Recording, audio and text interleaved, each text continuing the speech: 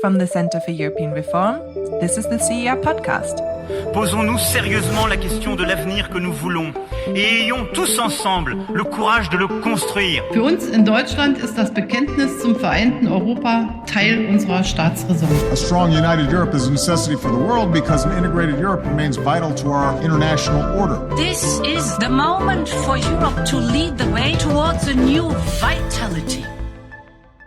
Welcome to the Centre for European Reform podcast. I'm Charles Grant, the CER's director. We're going to discuss the recent Windsor Framework, which Rishi Sunak and Ursula von der Leyen agreed about 10 days before we recorded this podcast. And I'm delighted to be joined today by Catherine Barnard, who is from the UK in a Changing Europe think tank and also Professor at Cambridge University of European Law. Catherine's also been a guest on this podcast before, but welcome back, Catherine. Thank you very much, and it's lovely to be here. We're going to discuss a little bit about what was agreed in Windsor 10 days ago, and then we're going to move on to talk about some of the broader implications and what it means for Britain's relationship with the European Union. But perhaps we could start off, Catherine, by me asking you, does the Windsor Framework actually change very much? Because Rishi Sunak has sold this deal as a significant transformation of the Northern Ireland Protocol into something that's much more friendly to British and Northern Irish interests. But the EU has apparently been more flexible than we thought it was going to be. How much really changes with this Windsor Framework? Well, yes and no. Yes, it's changed things, but of course from the EU's point of view, it's important for them to say it hasn't changed very much. And this is part of the problem with the agreement, because the UK wanted to show that there had been dramatic changes, and indeed there have been some significant changes. So, for example, there's going to be the introduction of a green lane, and essentially that is a trusted trader scheme which allows goods which aren't at risk of going into the south to have much more relaxed, but not zero checks. There are also going to be changes over VAT, a value-added tax, and some quite significant changes over governance. And by that I mean the introduction of what's now become quite famous, the so-called Stormont break, which allows 30 MLAs, members of the Legislative Assembly, assuming it's up and running, that is a precondition, from two parties to object to any new piece of EU legislation which will be applied to Northern Ireland. Now, the thresholds for triggering that Stormont break are high. It's only meant to be used in truly exceptional circumstances. It should be used as a last resort, and there are a number of procedural hurdles apply before the break can be pulled. But the fact is that is trying to recognise that there was a democratic deficit in the original Northern Ireland Protocol. On the other hand, there is not significant change because the Northern Ireland Protocol itself is still intact. Bits of it will be amended by a joint decision. Essentially what you have is the Northern Ireland Protocol as the backbone, and the Windsor Framework has been added to it. And that Windsor Framework, although it sounds like just one document, in fact it's a smorgasbord of legally binding texts, unilateral declarations, agreements, recommendations, and also the EU itself has recognised that it needs to amend some of its laws. So in fact what you have, in answer to your question, has things changed a lot? Well, yes and no. One area that came up in the talks over the recent months and years on the protocol was the European Court of Justice. David Frost, Boris Johnson's former chief negotiator, made a big fetish of the European Court of Justice being something that they wanted expunged from the enforcement of the rules for the Northern Ireland Protocol. But in the end, I could think the European Court of Justice is still there, is it not? Could you tell us what role the court may play in policing the protocol? And is it the dog that didn't bark in this recent negotiation? You're absolutely right, and this is one of the areas that have not changed. And indeed, if you look at the EU document, the EU Q&A document, it says it in black and white. There is no change to the role of the Court of Justice of the European Union. The Court of Justice remains the sole and ultimate arbiter of EU law. And this was never going to change, because so long as EU law applies in Northern Ireland, the EU's view is it's our law, so it's our court which applies. What's really interesting, given how much attention has been paid by the Brexiters, particularly Lord Frost, to the role of the Court of Justice, is just how little attention it's actually had since the framework agreement was published. And indeed, some of the ERG who've been interviewed have not expressed concerns about it, or they say they can live with it. Now, It is certainly true that its role has been de-dramatised to some extent because the volume of EU law which is deemed to apply in Northern Ireland has been shrunk somewhat, and therefore the UK government can rightly say the areas over which EU law applies and thus the jurisdiction of the Court of Justice applies has been reduced. But the bottom line is it's still there. Well, you're right. The EU, in the end, didn't have to be so flexible on the court in order to get an agreement at Windsor. But it has obviously, as you've already said, been flexible in other areas, including the Green Lane, so that there'll be much less bureaucracy on goods being exported from Great Britain to Northern Ireland. And I think the flexibility the EU has displayed wasn't on display in earlier rounds of negotiation when Boris Johnson and Liz Truss were Prime Minister. So it is worth thinking a little bit about why the EU did show greater flexibility in recent months. And I think part of the answer is that some trust was re-established between the UK and the EU. Rishi Sunak seemed to be a man that the EU could do business with, unlike his two immediate predecessors. He showed he was a serious, fairly straightforward politician who wasn't playing the sort of games that Boris Johnson and Liz Truss played. I think trust was part of it. And he did some quite serious diplomacy, building up quite a good relationship with Emmanuel Macron, the French president, when they first met at Sharm el-Sheikh. I think James Cleverly, the foreign secretary, also did quite a good job of building up relationships with the German foreign minister, Annalena Baerbock, and other European foreign ministers, and indeed with Šefčovič, the EU's chief negotiator on this business. So I think that's part of it. But I also think we have to recognise the role the war in Ukraine played. It did make Sunak and Macron think that it wasn't a good idea to have serious rifts and disagreements and arguments between two of the most important countries in Europe, and indeed between the European Union and the United Kingdom. So I think that helped set the context and made both sides more willing to show flexibility than they had in fact done so. But back to Northern Ireland, one of the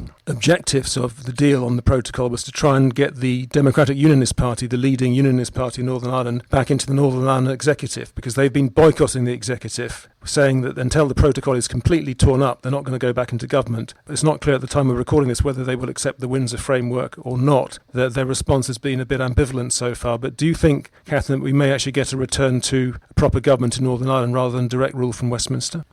These things are always very difficult to predict, and Northern Ireland politics is particularly volatile. But I think what we can say is the fact that the DUP have not rushed to judgment is already a positive sign. I think the fact that they have sought external advice is also a good sign. It may be that we have to wait a while to hear from the DUP because you've got local elections coming up on the 18th of May. We might hear from them formally after that. The DUP is in a difficult position because it's very worried about losing votes to the more fervently unionist TUV and UUP. On the other hand, if they do renounce this deal, a deal which I think has got quite a lot going for it for Northern Ireland, it puts the DUP into a very weak position, both in respect of the UK government, but also in respect of the Americans and also the rest of the European Union. And so there may be huge pressure on the DUP to accept the deal. And of course, if a package of financial measures was extended to the DUP to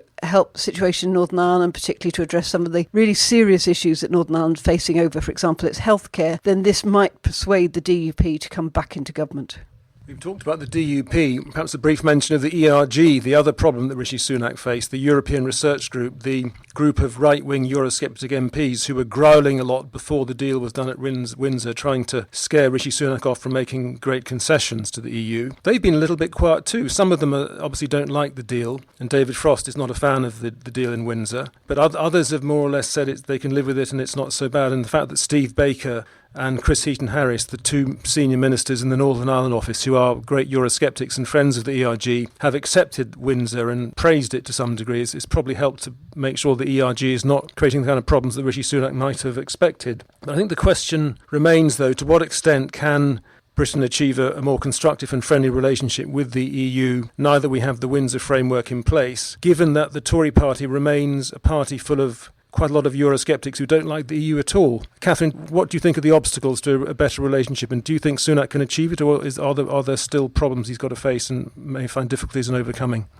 I think we've got to give credit to Rishi Sunak for standing up to this previously very powerful wing of his own party and going ahead with some sort of agreement which he knew would upset parts of his party, particularly the fact that there's still a role for the European Court of Justice. But I think it's also worth bearing in mind that the ERG's powers may be waning somewhat because the public view about Brexit is also changing, that the public is yet to see some of these benefits of Brexit that the ERG have long talked about. And the fact is, if you look at the polling at the moment, there is signs that an increasing number of people think that Brexit is a mistake. Now, that doesn't by any means indicate that they wish to return to the European Union, but the ERG is perhaps beginning to wake up to the fact that they can't assume that the British public will go with them. And so it may be a combination of that, and also perhaps, as Steve Baker himself said, an element of exhaustion with the whole Brexit process, that you might see the ERG's powers beginning to reduce.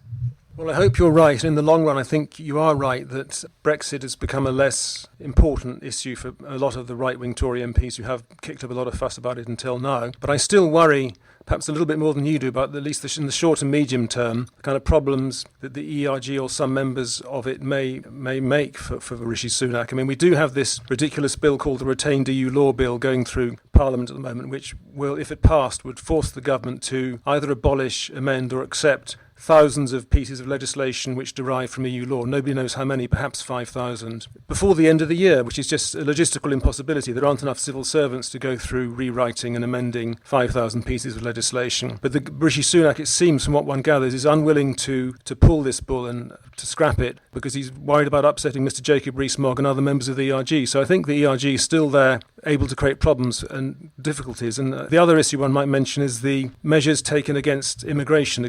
Rishi Sunak's latest proposed legislation to make it harder for illegal migrants to come to the UK. As the government has admitted, these probably breach international law and may well breach the European Convention on Human Rights. And you have a Home Secretary who's Mrs. Braverman, who has actually called for Britain to leave the European Convention on Human Rights. So there are all these very right-wing Europhobic forces still at large in the Conservative Party. So I think there's a limit to how far a rapprochement can go between the UK and the EU, so long as that remains the case. But I hope that your optimism is justified.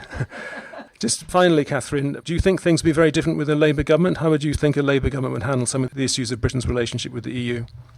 At the moment, we're not seeing any real indication that Labour are taking a very different attitude to the EU. Of course, Keir Starmer has got to recognise that a large number of his own natural supporters voted leave, and so he's got to be quite careful about what he says. I think quite rightly he agreed not to play politics over the Northern Ireland Protocol, and he was upfront that he would support Rishi Sunak over the Windsor Agreement. Now, the question for Labour is how they address what the future relationship might look like. Remember that there is a review of the Trade and Cooperation Agreement in 2026, so the work needs to be done in late 2024, post-election, and into 2025. And Labour are going to have to work out what the ask might be. It seems to me extremely unlikely they will ask for radical things. I suspect that we will proceed with corgi-like steps as opposed to kangaroo leaps. And yes, it's certainly the case that the Labour Party are talking about having a veterinary agreement, perhaps some form of SPS, sanitary and phytosanitary agreement. But these really are not going to affect the dial very much in terms of delivering significant economic benefits. However, the thing that would make a big difference is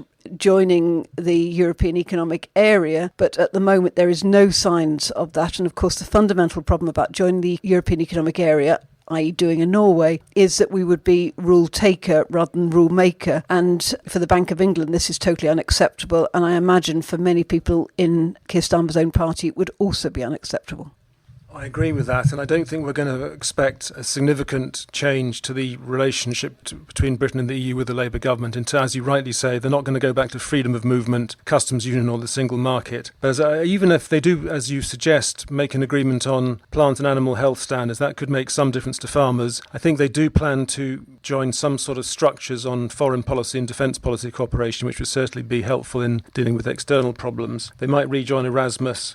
They might introduce some movement on mobility, so it's easier for you or I to go and give a lecture on the continent of Europe without needing a visa before we do so, and so musicians can travel more easily and so on. I think that at the margins they will make some changes. The tone will be better, significantly better. The atmosphere will be more friendly. But what won't change probably significantly is the macroeconomic damage that Britain is suffering because of Brexit. Perhaps in later terms of a Labour government, that something, the structure of the relationship may change. But I think the structure has been set by Boris Johnson's government. The withdrawal agreement and the trade and cooperation agreement, even with the recent improvement of the Windsor Framework, is still in place and is not great for the British economy. And that's the problem we're going to have to contend with. Catherine, thank you very much for talking to us about the Northern Protocol's amendment through the Windsor Framework. We look forward to having you back on one of our podcasts again soon. Thank you. It's been a great pleasure. Thank you for listening to the CER Podcast. If you have any feedback for us or want to leave suggestions for a future episode, then you can find us on Twitter at CER_EU.